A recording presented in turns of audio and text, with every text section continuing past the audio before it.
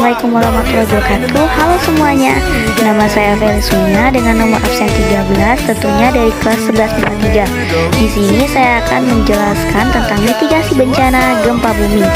Baik, yang pertama saya akan membahas tentang gempa bumi. Teman-teman, apa itu gempa bumi? Gempa bumi adalah peristiwa bumi bergetar akibat pergerakan atau pergesekan lapisan batuan pada kulit bumi secara tiba-tiba akibat pergerakan lempeng tektonik. Nah, apakah kalian tahu macam-macam gempa bumi?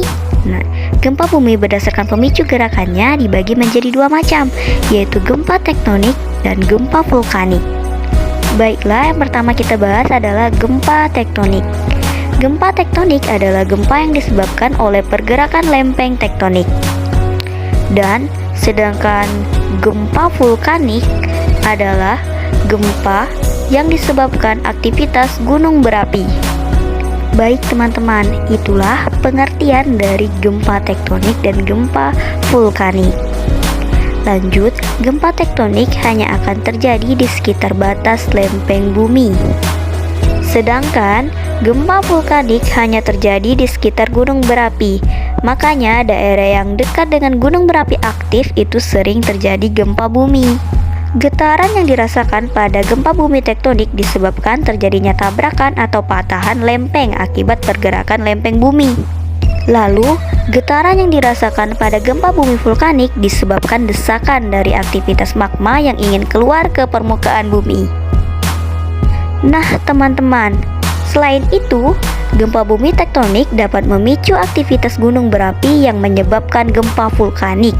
Wah, mengerikan bukan? Berdasarkan titik kedalamannya, gempa bumi terbagi menjadi 3 macam. Baiklah, yang pertama adalah gempa bumi dangkal, terjadi pada kedalaman kurang dari 70 km. Dan yang kedua adalah gempa bumi menengah, terjadi pada kedalaman kurang dari 300 km. Lanjut, yang ketiga. Yang ketiga adalah gempa bumi dalam, terjadi pada kedalaman lebih dari 300 km. Teman-teman sekalian, gempa bumi ini bisa terjadi kapan saja. Nah, semakin dangkal suatu gempa bumi, maka efek goncangan yang dirasakan akan semakin hebat. Gempa bumi dangkal lebih merusak daripada gempa bumi dalam. Hah? Kok bisa? Nah, hal ini disebabkan gempa bumi dalam mengalami pelemahan energi akibat jarak yang jauh, sehingga tidak terlalu terasa getarannya. Lanjut, pembahasan yang kedua adalah peristiwa gempa bumi. Gempa bumi! Wah! Nah teman-teman, video tadi adalah salah satu contoh simulasi dari kejadian gempa bumi. Indonesia adalah salah satu negara yang sering terjadi gempa bumi.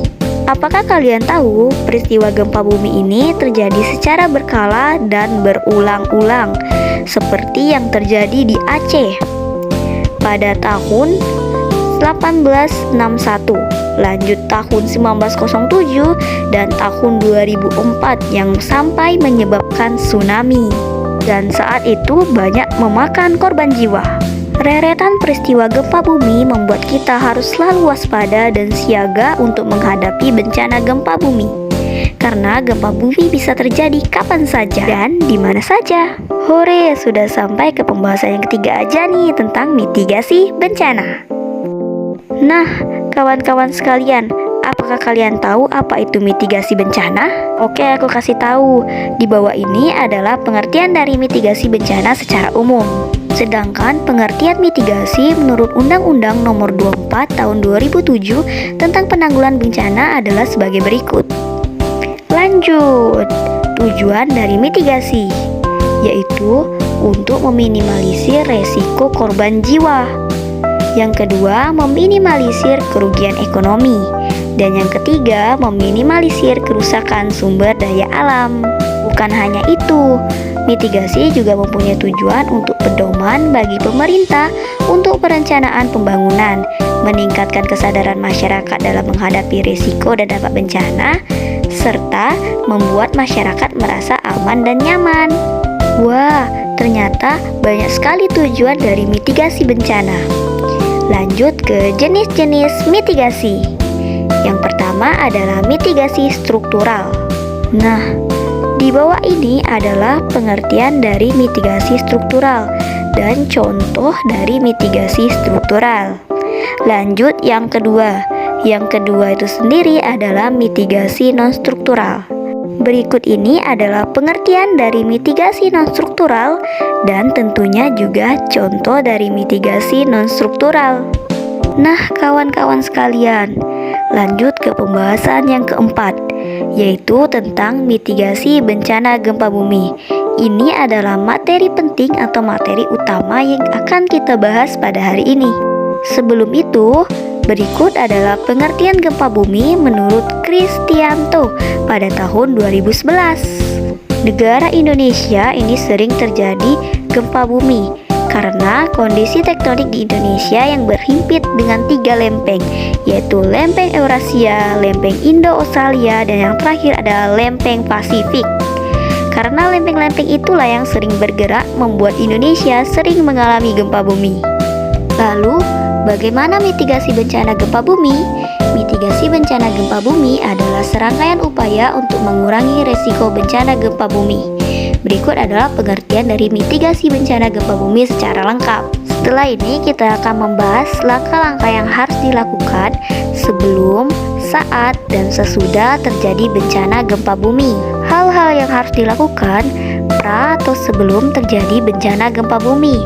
Yang pertama, yaitu berikan informasi tentang upaya penyelamatan ketika terjadi gempa bumi kepada seluruh anggota keluarga. Yang kedua adalah pahami karakteristik gempa bumi yang meliputi skala gempa, tingkat kerusakan, dan frekuensi kejadian. Yang ketiga adalah buat daftar alamat kantor yang terkait dengan masalah bencana seperti kantor desa, kecamatan, kabupaten, PMI, Polsek yang dapat dihubungi saat kondisi darurat. Lanjut yang keempat adalah membangun rumah yang aman terhadap gempa dengan mengikuti persyaratan-persyaratan teknis yang telah ditetapkan. Hindari membangun rumah di daerah lereng perbukitan yang mungkin akan longsor pada saat terjadinya gempa bumi.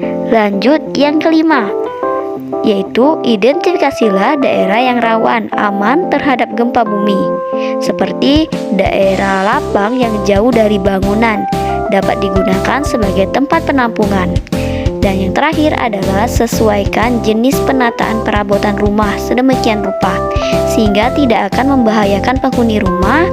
Hindari perabotan yang tinggi, berat, dan mudah berguling jika terkena guncangan. Terakhir, pelajari bagaimana melakukan pertolongan pertama pada saat kecelakaan. Lanjut nih, mitigasi saat bencana gempa bumi sedang terjadi. Bila berada di dalam rumah, yang harus dilakukan adalah jangan gerak dan jangan panik, jangan berlari keluar, berlindunglah di bawah meja atau tempat tidur. Bila tidak ada, lindungi kepala dengan bantal atau benda lainnya. Jauhi rak-rak buku, lemari, dan jendela kaca. Hati-hati terhadap langit-langit yang mungkin runtuh, benda-benda yang bergantungan di dinding, dan lain-lain. Dan bila Anda berada di luar ruangan, jauhi bangunan yang tinggi, dinding, tebing terjal, pusat listrik, dan tiang listrik, papan reklame, pohon yang tinggi, dan lain sebagainya. Usahakan dapat mencapai daerah yang terbuka. Dan bila Anda berada di dalam ruangan, jangan panik dan jangan berlari keluar, karena jalan keluar kemungkinan dipenuhi orang. Berlindunglah di bawah meja dan jauhi benda-benda yang mudah berguling. Nah, materi akhir nih, mitigasi pasca atau sesudah bencana gempa bumi. Yang pertama, gunakanlah pelindung kaki untuk menghindari puing-puing yang tajam. Lanjut, segera evakuasi anak-anak dan manula ke tempat yang aman. Ketiga, periksa sekeliling dari bahaya api. Lalu, hindari jalur listrik yang rubuh atau kabel yang terbuka. Periksa juga jalur pipa gas yang bocor. Jika ada, segera ditangani atau laporkan ke pihak yang berkewajiban mengatasinya. Lanjut, selalu ikuti perkembangan situasi dengan mendengarkan radio atau media komunikasi yang lain. Bukan hanya itu loh teman-teman, bersiap-siap dengan terjadinya guncangan susulan walaupun dengan skala kecil. Karena bencana gempa sering terjadi secara berskala atau bertahap. Nah, sudah sampai di penghujung aja nih. Kita sudah membahas apa itu bencana gempa bumi, jenis, cara mengatasinya, peristiwa, apa itu mitigasi, dan mitigasi bencana gempa bumi.